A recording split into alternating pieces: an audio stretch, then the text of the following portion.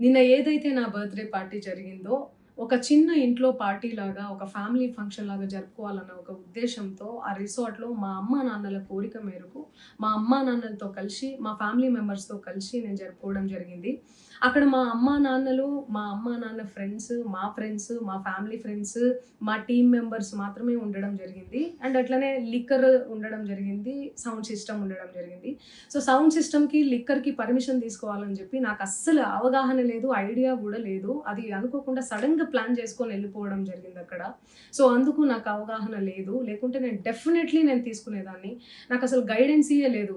ఎవరన్నా గైడ్ జేషినా గూడా నేను పర్మిషన్ తీసుకునేదాన్ని. లేకపోతే నేను ఎందుకు ఇలా తెలిసి చెయ్యను గదా! సో, ఇదంతా ఇలా తెలిసి అయితే నేను తప్పు చేయలేదు. తెలియకుండా ఇది జరిగిపోయింది. అండ్ అక్కడ లోకల్ లిక్కర్ తప్ప అసలు వేరే ఏ ఇతర పదార్థాలు, మత్తు పదార్థాలు గాని వాడడం అసలు జరగలేదు. అక్కడ దొరకలేదు గూడా పోలీసులు సెర్చ్ చేషినా గూడా.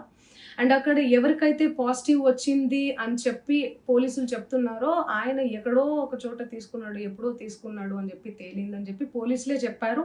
అండ్ అది ఇన్వెస్టిగేషన్ గూడా జరుగుతుంది. మేము గూడా పోలీసులకు కోఆపరేట్ చేస్తున్నాము.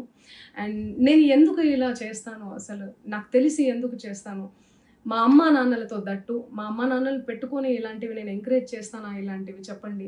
అండ్ ఒక రోల్ మోడల్‌గా, ఒక ఒక ఇన్‌స్పిరేషనల్‌గా ఉండాలని అనుకుంటాను గానీ నేను ఇలా ఎందుకు నేను చేస్తాను. సో, ప్లీజ్ దయచేసి మీడియా మిత్రులకు నా విన్నపం ఏంటంటే, ఆధారాలు లేని అభియోగాలు నా మీద అస్సలు మోపొద్దు.